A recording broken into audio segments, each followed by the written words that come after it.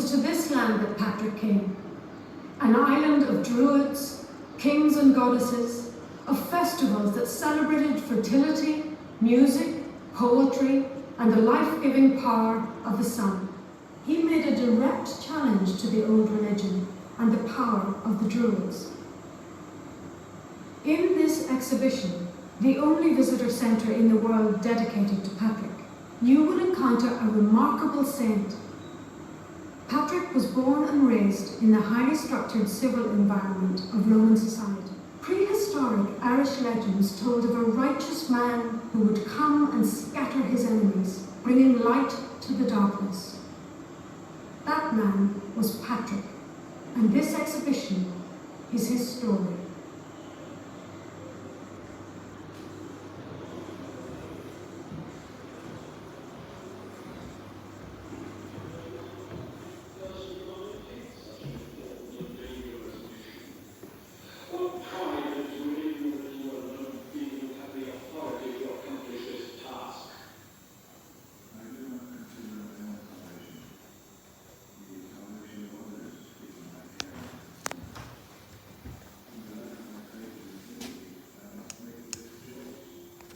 Although I am imperfect in many ways, nevertheless I wish my brethren and relatives to know what sort of man I am. Your wish to travel with us is quite futile. I was praying up to 100 times every day I left, beginning to pray.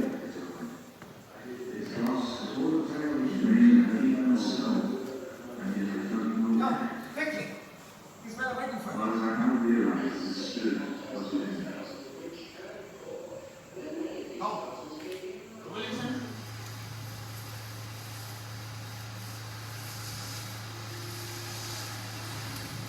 They killed many of them and spent 2 nights eating their fill and recovering their strength.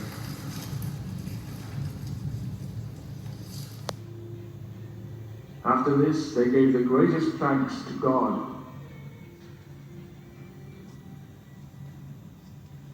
They even found some wild honey and offered some of it to me, saying, It is a sign. With all my strength, the brilliance of the sun came down on me.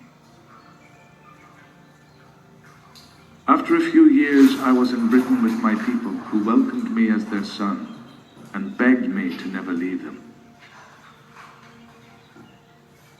His name was Victoricus, and he carried many letters.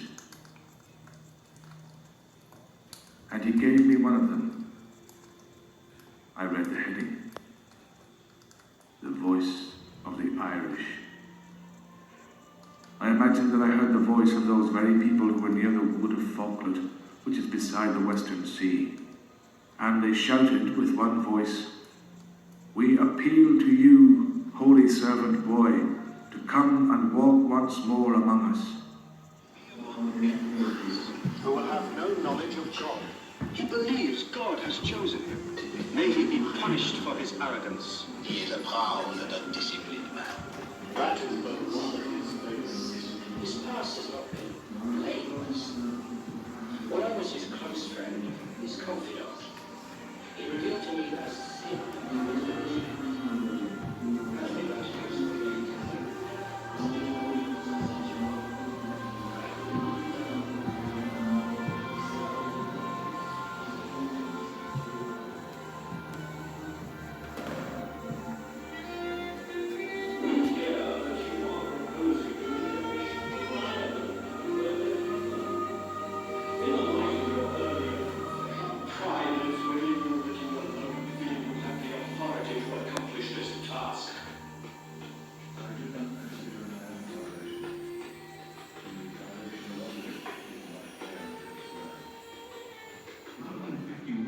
when the first bowl of shamrock was given to an American president, Irish politicians, particularly in the form of the Taoiseach, has been able to access the White House every year in and around the 17th of March. That access, that ability to talk face to face, has been hugely important as a way of displaying Ireland to some of the most powerful and influential people in the world. Ireland has changed dramatically in the past 20 years. Patrick's Day parades now have a terrific artistic input And it has a whole different look from the old days to these wonderful, very idiosyncratic inventions, celebrating the colour green and maybe a bit of samba dancing or whatever people want to bring along. That's very much indicative of the change that has taken place in Irish society in general.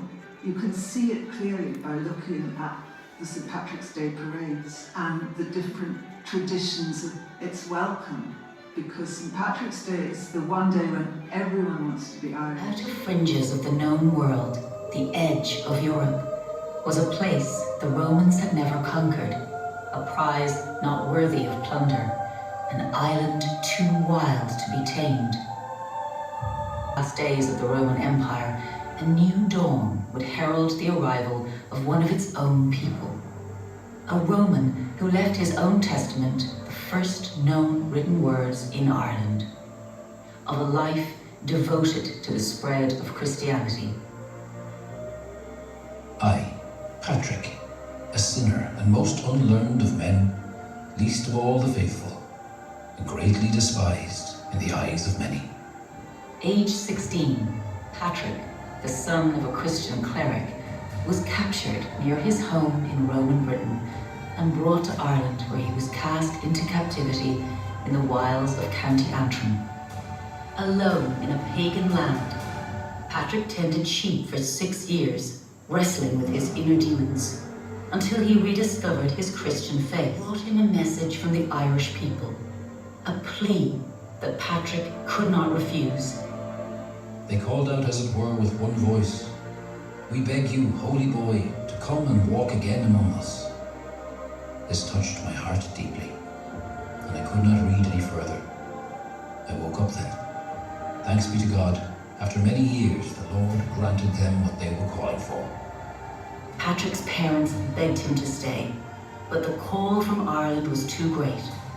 He had to return to the land of his captors. His mission was not the first in Ireland, but it proved to be the most successful, and from Saul sprang the roots and branches of a strong Christian tradition, one that he cherished and nurtured until it spread from East Down to every corner of Ireland and beyond. Its splendor continue forever, and all those who adore that sun will come to a bad, miserable penalty. We, however, believe in and adore the true sun, that is, Christ, who will never perish. Now is the altar of the Northern Church at Armagh. Many of Patrick's followers became missionaries themselves, like Saints Columkill and Columbanus, who left Ireland to establish great centres of Christian scholarship to Patrick.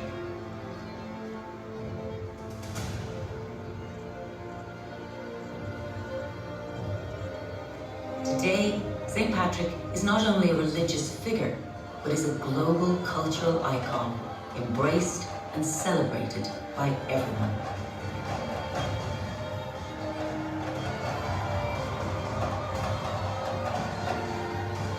Someone who represents the Irish diaspora across the world, where a little piece of home can be planted somewhere new. The Camino of Ireland.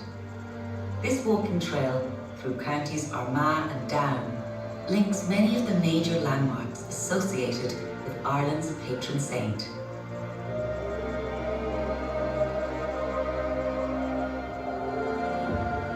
It finishes at Down Cathedral, built by the Anglo-Norman knight John de Courcy in the 12th century.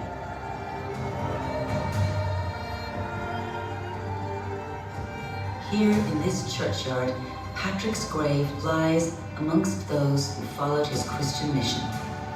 An ordinary man who did extraordinary things. Celebrated in a well-known medieval rhyme, which reveals two of Ireland's most famous saints are also buried here with Patrick. In Down, 3 saints will grave to fill, Patrick, Bridget and Columkill.